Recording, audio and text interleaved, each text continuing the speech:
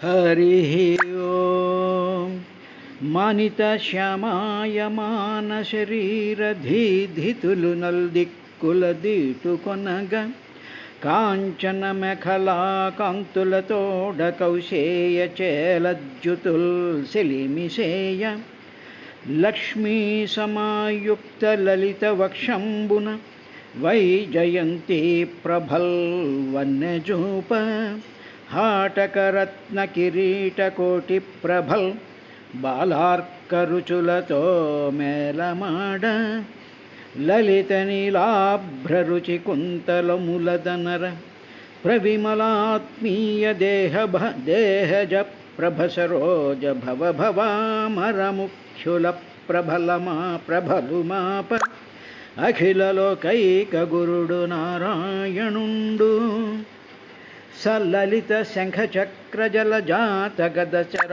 గదాశరచాప ఖడ్గ నిర్మల రుచులన్ సువర్ణ రుచి మన్మణి కంకణ ముద్రికా ప్రభావళులును తేజరిల్లు భుజవర్గము అనర్గళ కాంతియుక్తమై విలసిత కర్ణికార పృథివీరుహముంబురణింపబిట్టుగన్ సరసోదార సమంచిత దరహాస విలోకనముల తగలోకములన్ పరితోషము నొందింపుచు పరమోత్సవముప్ప విశ్వబంధుండగుచున్ అరవిందోదర తవకీన ఘనమయామోహిత స్వాంతులై పరమంబైన భవన్ మహామహిమమున్ పాటించి కానంగనోపరు బ్రహ్మాది శరీరులజ్ఞులై ఓ పద్మాక్ష భక్తార్తి సంహరణాలోకన నన్ను కావదగు నిత్యానంద సంధాయివై సమధిక జ్ఞానార్ధ సత్వాది గుణములకాశ్రయభూతమైనట్టి పురుషుడు అగ్రపదార్థ భేద గ్రహకములైన చక్షురింద్రియముల సరవిజూడగలడే నీ రూపంబు గడిగి మాయామయంబగు అసద్వ్యతిరిక్తమగుచు మరియు నిరుపమాకారంబు నీకు విలక్షణమై నుండు ననుచు నేను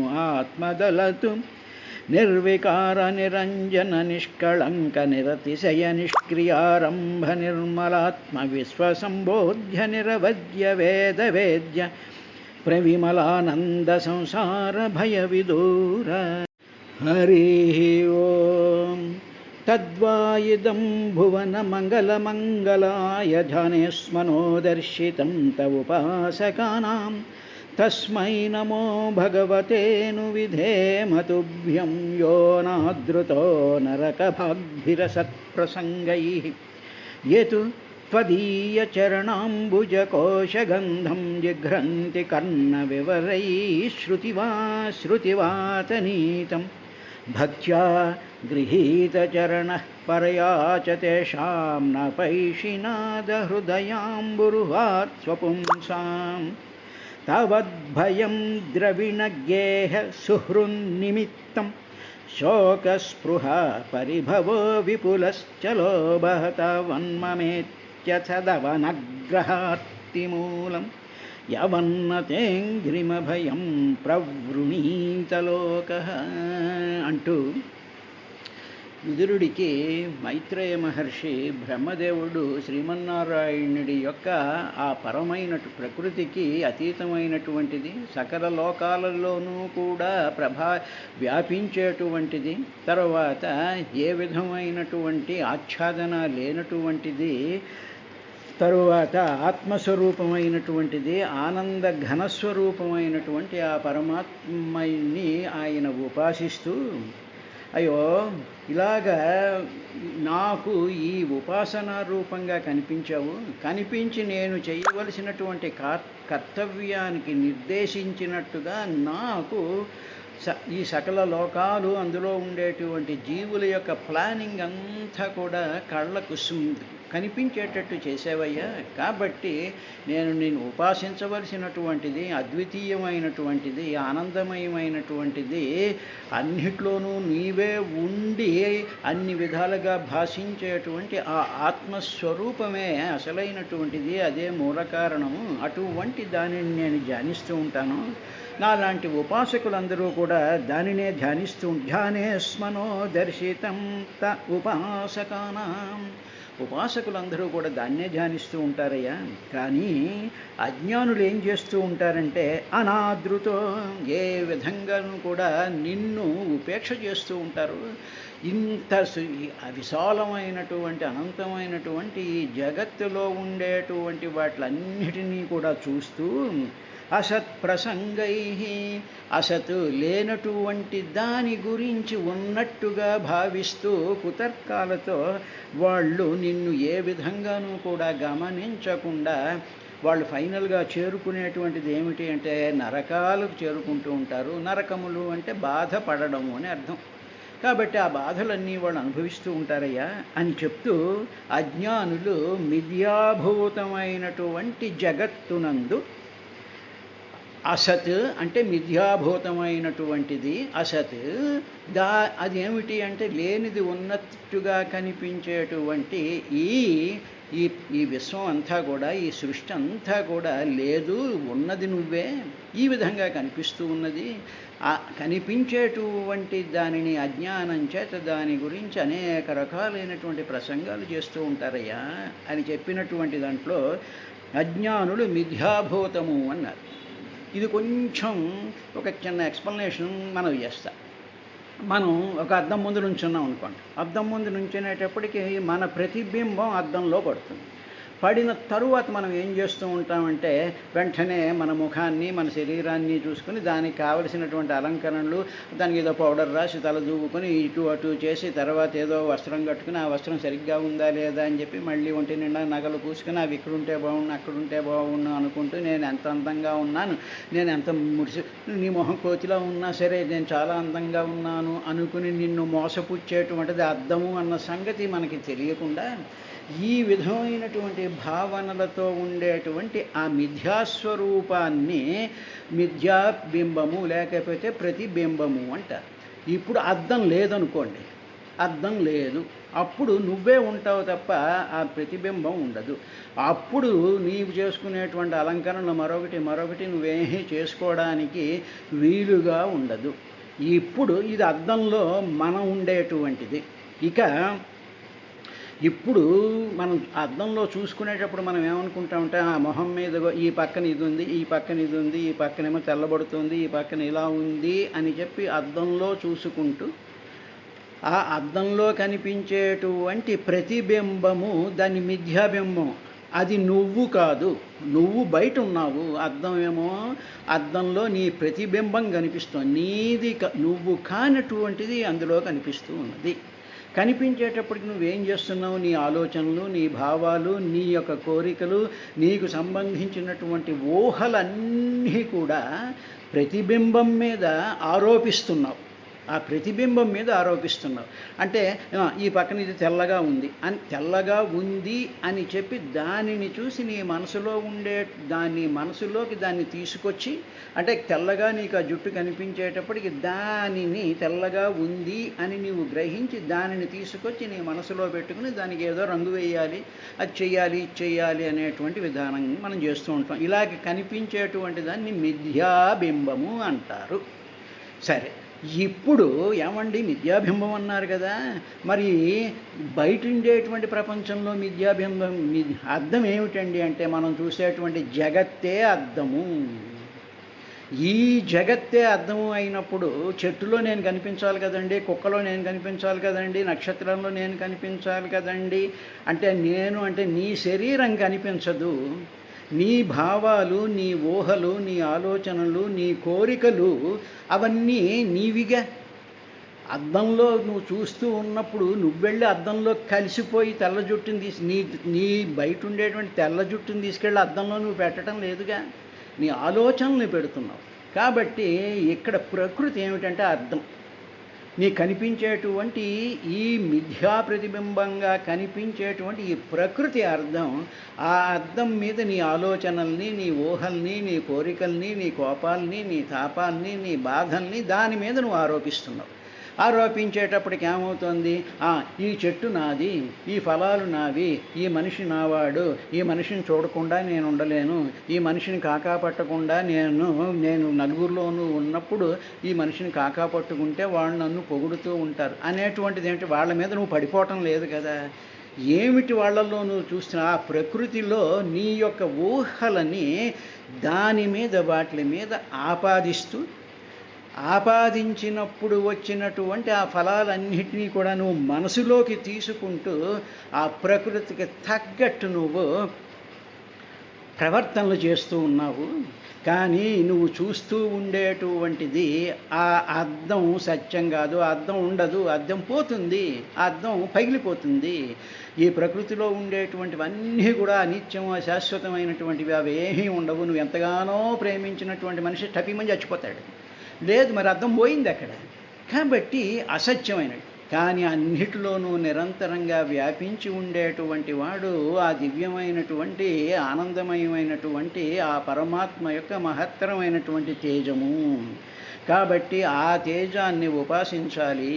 ఇది అయిన తరువాత ఇంకా ఇలాగా భగవంతుణ్ణే ఉపాసించేటువంటి వాళ్ళకి, భగవంతుడే సత్యం అని నమ్మి ప్రకృతిలో కూడా భగవతత్వాన్నే చూస్తూ ఉండేటువంటి ఉపాసకులకి ఏం లాభం కలుగుతుందండి అంటే ఈ విధంగా చెప్తున్నా. ఏతు త్వదీయ చరణాంబుజ కోశగంధం జిఘ్రంతి కర్ణ వివరై శ్రుతివాతనీతం భక్త్యా గృహీత చరణ పరయా చ తేషాం న పైషినాద హృదయాంబురుహాత్ స్వపుంసాం. తర్వాత ఈ భక్తులు ఎవరైతే ఉన్నారో, ఓ నారాయణ, ఓ పరమాత్మ, ఈ భక్తులైనటువంటి వాళ్ళు ఏం చేస్తూ ఉంటారంటే, వాళ్ళు నిరంతరము కూడా నిన్ను ధ్యానిస్తూ ఉంటారయ్యా. ఆ ధ్యానించేటువంటి వాళ్ళు ఏమిటి అంటే, వాళ్ళు కొన్ని వింటారు.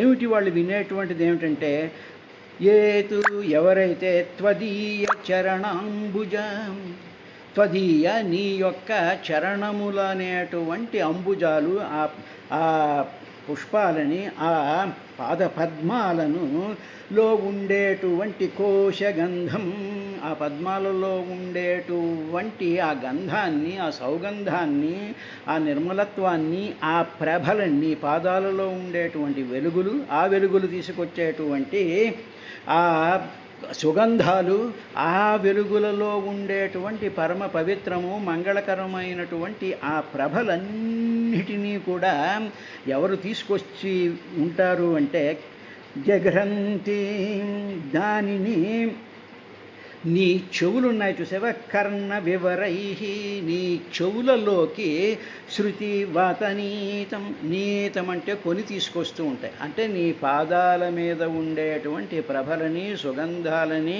అందులో ఉండేటువంటి దివ్యత్వాన్ని అంతటినీ కూడా వేదాలు అనేటువంటి గాలులున్నాయే, వేదాలు అనేటువంటి శబ్దాన్ని తీసుకొచ్చేటువంటి ఆ మీడియం ఉందే, అదంతా కూడా శబ్ద స్వరూపాల కింద, మంత్రాల కింద, స్తోత్రాల కింద, పురాణాల కింద, అష్టోత్తరాల కింద, సహస్రనామాల కింద, కీర్తనల కింద, అవన్నీ కూడా ఆ పాదాలకి సంబంధించినటువంటివన్నిటినీ కూడా నీతం తీసుకొస్తే అవి ఈ భక్తులైనటువంటి వాళ్ళు కర్ణ వివరై జిఘ్రంతి, కర్ణ వివరాలతో అంటే చెవుల రంధ్రాలలో జిఘ్రంతి, వాటిని అవి వింటూ ఆనందిస్తూ పులకించిపోతూ ఆ చేసినటువంటి ఆ ఆనందానికి సంబంధించినటువంటి ఆ స్తోత్రాలని, ఆ కీర్తనల్ని, ఆ మంత్రాలని వింటూ దాని అర్థాన్ని,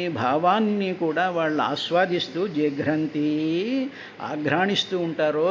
ఆ విధంగా భక్తులందరూ కూడా నీ యొక్క ఆ పాదాల గురించినటువంటి విశేషాలని చూస్తూ ఆ చెవుల ద్వారా చూస్తూ ఉంటారు, కళ్ళ ద్వారా చూస్తూ ఉంటారు, హృదయం ద్వారా చూస్తూ ఉంటారు, వాటిలన్నిటినీ కూడా వాళ్ళు ఆఘ్రాణిస్తూ ఉంటారయ్యా.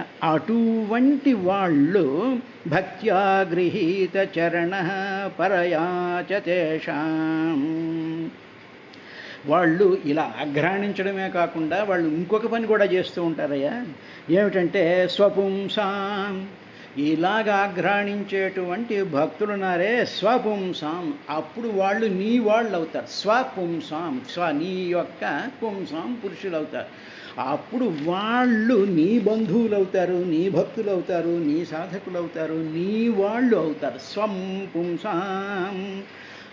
అలాగ వాళ్ళు ఇంకొక పని చేసి నీ వాళ్ళు అయిపోవడం ఒకటి, రెండవది వాళ్ళు ఏం చేస్తూ ఉంటారంటే తేషాం, వాళ్ళ యొక్క ఆ భక్తి భావన చేత, వాళ్ళ యొక్క ఆ ఆలోచనల చేత, వాళ్ళ యొక్క ఆ నమ్మకం చేత వాళ్ళు తేషాం, వారి యొక్క నమ్మకం చేత పరయా, నీవు తప్ప మరొకటి లేదు అనేటువంటి స్వభావాన్ని వాళ్ళు గ్రహించి భక్త్యా, భక్తి అనేటువంటి తాళ్ల చేత గృహీత తవ చరణ, వెంటనే ఈ భక్తి అనేటువంటి తాళ్లతో నీ పాదాన్ని రెండూ కట్టేస్తారు. అప్పుడు నువ్వు ఇటోటు వెళ్ళడానికి లేకుండా అలా పడి ఉంటావు. ఎక్కడ పడి ఉంటావు? వాళ్ళ హృదయాల్లో పడి ఉంటావు.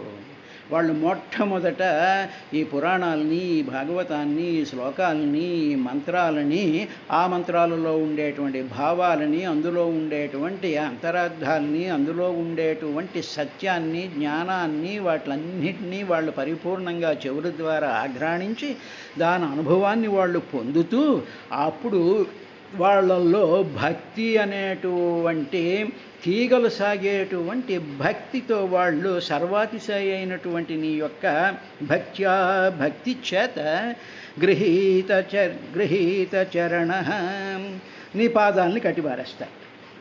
పాడేసేటప్పటికీ అప్పుడు నువ్వు ఎవరో పిలుస్తారు, ఏ గజేంద్రుడు లాంటి వాడో ప్రహ్లాదుడు లాంటి వాడో పిలుస్తారు.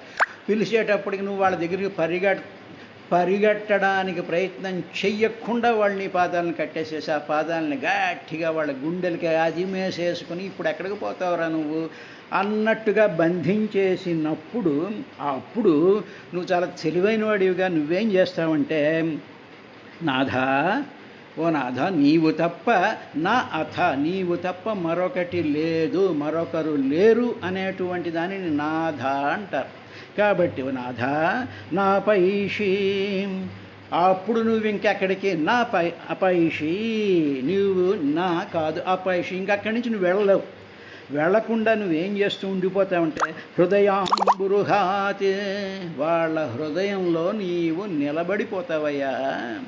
కాబట్టి భక్తులనేటువంటి వాళ్ళు నీ కాళ్ళని కట్టేసి నీ చరణాల్లో ఉండేటువంటి ఆ ప్రభావాన్ని, ఆ సౌగంధాన్ని వాళ్ళు ఆస్వాదిస్తూ వాళ్ళు నిన్ను బంధించేసిన తర్వాత నీవు వాళ్ళ హృదయాల్లో నుంచి కదలను కూడా కదలవు. కాబట్టి నిన్ను బంధించగలిగినటువంటిది నీ మీదుండేటువంటి భక్తి భావన అంతే తప్ప మిథ్యాభూతమైనటువంటి జగత్తులో ఉండేటువంటి మనుషులు, చెట్లు, పుట్టలు, ఆస్తులు, కార్లు, మన్ని కాకాబట్టేటువంటి వాళ్ళు, మనం కాకాబట్టేటువంటి వాళ్ళు, వాళ్ళు చేస్తున్నటువంటి రకరకాలైనటువంటి పనికిరానటువంటి కార్యక్రమాలు, దాంట్లో నుంచి వస్తూ ఉండేటువంటి ఆనందాలు, ఇవన్నిటినీ చూసుకుంటూ అసలైనటువంటి భగవత్స్వరూపం కనీసం దండం కూడా పెట్టుకోకుండా ఉండేటువంటి అలాంటి వాళ్ళని చూస్తే నాకు జాలేస్తోందయ్యా అని చెప్పిన తరువాత ఇంకొకటి కూడా ఆయన చెప్తూ ఉన్నాడు ఇందులో. తావద్భయం ద్రవిణగేహ సుహృన్నిమిత్తం శోకస్పృహ పరిభవో విపులశ్చలోభః తావన్మమేత్య సదవగ్రహ ఆర్తిమూలం యవన్మతేంగ్రిమభయం ప్రవృణీతలోకః. ఓ నారాయణ, ఓ పరమాత్మ, మానవుడు ఎంతవరకు అయితే నీ యొక్క పాదాలని ఆశ్రయించడో నీ పాదాలు ఇంత గొప్పవి, నీ స్వరూపం, నీ అసలైనటువంటి స్వరూపం ఇది. కనిపించేటువంటిదంతా కూడా మిథ్యాభూతమైనటువంటి ఆకర్షణీయంగా కనిపించేటువంటిది, నిన్ను లోభపరిచేటువంటిది, నిన్ను మోహపరిచేటువంటిది అనేటువంటి విషయం తెలుసుకోకుండా నిన్ను ఏ విధంగానూ కూడా ఆదరించకుండా నా ఆదృతో ఉపేక్షిస్తూ ఉంటారో అటువంటి వాళ్ళు నీ అభయస్థానమైనటువంటి నీ పాదాలను ఆశ్రయించడం. అప్పుడు వాడికి కనిపించేటువంటిది ఏమిటి అంటే వాడికి డబ్బు, ఇల్లు, బంధువులు అవన్నీ కనిపిస్తూ ఉంటాయి.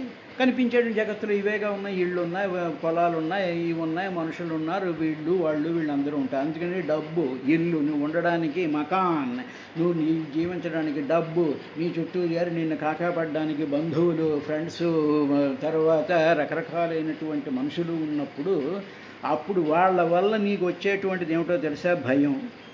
ఈ మనిషి నన్ను పలకరించదేమో అనేటువంటి ఒక భయంతో, ఈ మనిషి నన్ను చూసి నవ్వడేమో అనేటువంటి ఒక భయం. కాబట్టి ఆ భయంతో పక్కన చూస్తూ ఉంటావు. తర్వాత మనం బాగా ప్రేమించినటువంటి మనిషి కానీ మరణించినట్లయితే శోకం వస్తూ ఉంటుంది. అదేవిధంగా మనకు ఉండేటువంటి డబ్బో దశకమో ఏదో పోతే దుఃఖం వస్తూ ఉంటుంది. వీటిలన్నీ ఇంకా అవి ఎప్పుడైతే పోతూ ఉంటాయో అవి ఇంకా సంపాదించాలి. మన కాకాబట్టుకునేటువంటి మనుషులు మనకు దూరం అయిపోతున్నారు, మనకు పిలవటం లేదు అనేటువంటి దాంట్లో వాళ్ళని ఎలాగోలాగా మాయ మాటలు పెట్టేసేసి వాళ్ళ చుట్టూ తిరిగేసేసి వాటి మీద వాళ్ళ ప్రాపకం సంపాదించాలి అనేటువంటి తృష్ణ. అదేవిధంగా బంధువులు కానివ్వండి, భక్తులు, ధనం కానివ్వండి, భూములు కానివ్వండి, వీటిలన్నిటి తినేటువంటి పదార్థాల మీద కానివ్వండి తృష్ణ. అంటే చల్లారనటువంటి కోరిక. తృష్ణ అంటే అది. ఎన్నిసార్లు మనం వాళ్ళని కాకాపట్టుకున్నా ఇంకా కాకాపట్టాలి అనేటువంటి ఒక తృష్ణ. ఎంత డబ్బున్నా ఇంకా డబ్బు కావాలి అనేటువంటి తృష్ణ.